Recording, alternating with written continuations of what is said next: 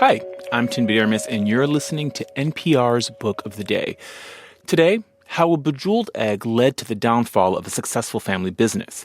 In the 1980s, Paul Kutchinsky led his family's famed jewelry business. And during that time, he became obsessed with making the world's largest jeweled egg, which he did, but it came at great expense to him and his family. The story of how it all came together and then unraveled is the subject of a new book, Kutchinsky's Egg, a family story of love, loss, and obsession. It's by Serena Kutchinsky, Paul's daughter, and she spoke about it with Weekend Edition guest host Don Gonyea. This message comes from IXL. IXL provides personalized learning and powerful insights that help teachers boost achievement and understand student progress in real time. Learn more at ixl.com/NPR. This message comes from Grainger. This is the story of the one. As a procurement manager for a hospital system, she keeps every facility in her network stocked and ready. That's why she counts on Grainger to be her single source for thousands of products, from disinfectants to lighting, air filters, and more. And with fast, dependable delivery, Grainger helps her keep every facility stocked, safe, and running smoothly. Call 1-800-GRAINGER, click Grainger.com, or just stop by. Grainger, for the ones who get it done. This message comes from Ollie. This year, Ollie helps you trade New Year, New You for something easier, like cozy nights with your dog. After the holiday rush, quiet moments matter more. Soft blankets, a comfy couch, and the calm that comes from being present with your pup. Spending intentional time together can ease stress, lift your mood, and help you reset. Ollie supports that slower rhythm with fresh, human-grade meals and personalized plans. Visit ollie.com/wolf and use code WOLF for 60% off your first box. A famous jeweler in London had a wild dream to create the world's largest jeweled egg. Paul Kutchinsky was already rich and successful when he became obsessed with one-upping the legendary Fabergé eggs. He showed it off on a BBC talk show in 1990. The world's biggest golden egg. Paul brags that British craftsmanship can now compete on the world stage. There are great craftsmen here, and what we're trying to do here is to show that they're still alive and kicking. The show host, Terry Wogan, is dazzled by the egg, along with the entire audience. Don't sell it in all that much of a hurry, because it really is a beautiful piece of work. Thank you very much. Thank you, Paul. Paul Kutchinsky. Paul Kutchinsky's daughter, Serena Kutchinsky, witnessed all of this as a child. She has written a memoir about how this fabulous golden egg brought about her family's downfall. She joins us from London. Serena, thank you for being here. Hi, Don. Great to be here.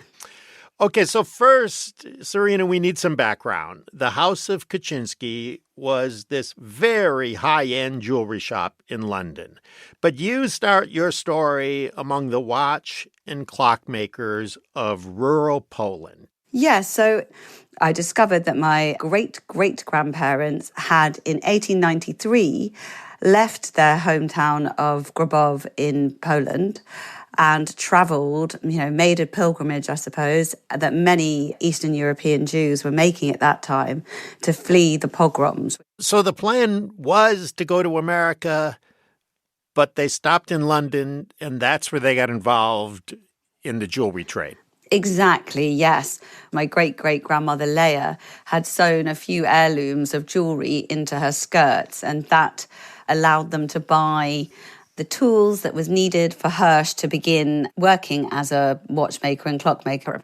There's a passage early in the book where you call your ancestors shadowy figures from my family's past whose ingenuity, creativity, and persistence carried them to this country and helped them succeed. Can you pick it up from there? Those traits were fossilized down the generations, but by the time it reached my father, the first generation born into wealth, it mutated into a corrosive ambition that consumed him. That's quite a realization for a daughter to have about her own father. It is indeed, Don. In the 80s and 90s, the House of Kutchinsky was one of the premier jewelers in London. Can you just describe the kind of things they were making and selling? So, my grandfather, Joe, had really built the business up in the 60s and 70s and built a really strong name for the House of Kutchinsky, making very kind of almost avant-garde, kind of chunky gold, coral, onyx. By the time my father took it over, he wanted to move into a different era. He wanted to outdo his father because by this point, his father, Joe Kutchinsky, was a sort of legend in the jewellery trade. So he decided to go into sort of making more elegant and dainty and feminine jewellery. And then that sort of did all right, but it wasn't ever going to rival the likes of Cartier or Bulgari. So he realised he had to do something on a scale that no one else had ever attempted. He became obsessed with creating this egg. He was always obsessed with Fabergé. Fabergé had turned his family business into the world's first luxury brand. And I think that's what my father saw as well as an opportunity to elevate the Kutchinsky name, to make it not just renowned in Britain, but around the world. I need you to describe the egg, and I understand you actually saw it once. I did, Don. I got into trouble, actually. The egg was obviously absolutely stunning. It's breathtaking. Not only is it actually officially the world's largest jewelled egg, it's also the world's largest collection of pink diamonds. So I always sort of, focus on the vital statistics, if you like, which is 15 kilograms of the finest 18-karat gold, about 20,000 of the world's rarest pink diamonds. It took 7,000 hours to assemble by a team of master jewelers. And in the case of your father's egg, doors would open to reveal an entire world inside the egg. Yes, it was like a miniature doll's house inside. And then that rotated and it turned into a sort of jewelled portrait library with beautiful blue enamel frames of all different sizes. But yes, so it made its debut in April 1990 at the Victoria and Albert Museum in London, which, I was allowed to stay up for the party, which was incredibly exciting. And I got a new frock and everything. How old were you at that time? At that point, 10. Okay. And, there were lots of paparazzi outside because there was a minor royal in attendance. And it was just so beautiful. And I sort of felt like I wanted to touch it. And then the security guard obviously saw me just as my sister was about to copy me. And it was all a bit dramatic. But, I didn't really care because, I touched the egg. He travels the world after that looking for a buyer. Yes, it had a very meteoric rise, the egg. It was everywhere, like a pop star kind of thing. And then all over the papers and the magazines. And then it went on tour. So it had to be strapped into a first-class seat with its bodyguards on either side. So really it took up 3 seats in first class. And its ticket was booked under the name Mr. Egg. It went to Tokyo, but no buyer was found there. And then it travelled on to New York, actually, where my father sort of had it in mind that maybe Donald Trump might be the one to buy it.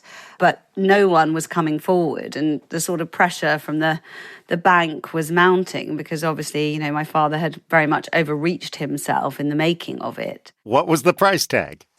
The price tag that was official was 7 million. British pounds? 7 million pounds, yes. Amid this search for a buyer, the House of Kutchinsky collapsed. Yes, exactly. A year later, the business was sold. 100 years of jewellery heritage gone. And then obviously, he had his affair with someone who was the sales assistant of the pink diamond dealers, so also someone connected to the egg. So, very much in my mother's eyes, the egg was the source of all ill and evil and suffering and sorrow that our family went through. And then my dad died a decade later in March 2000, 2 days after his 50th birthday, tragically, in a car crash in Spain. The egg disappeared. Without spoiling the end of the book, give us a sense of what happened to this object. My father's Australian business partners, the Argyle Diamond Mine, who had provided all the, incredible amount of pink diamonds. I think Argyle had accepted that maybe it would never be sold. No one really knew what to do with it. It was so overexposed. They basically locked it away in a bonded warehouse on the other side of the world.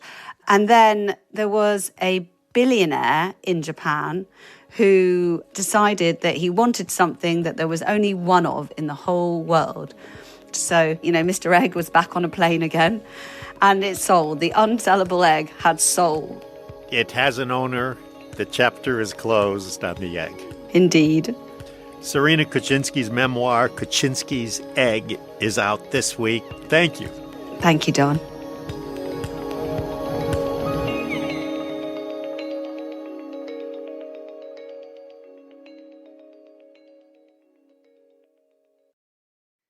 This message comes from Jerry. Noticing your car insurance rate creep up even without tickets or claims? You're not alone. That's why there's Jerry. Jerry handles the legwork by comparing quotes side by side from over 50 top insurers, so you can confidently hit buy. No spam calls, no hidden fees. Jerry even tracks rates and alerts you when it's best to shop. Drivers who save with Jerry could save over $1,300 a year. Don't overpay. Download the Jerry app or visit jerry.ai/NPR today.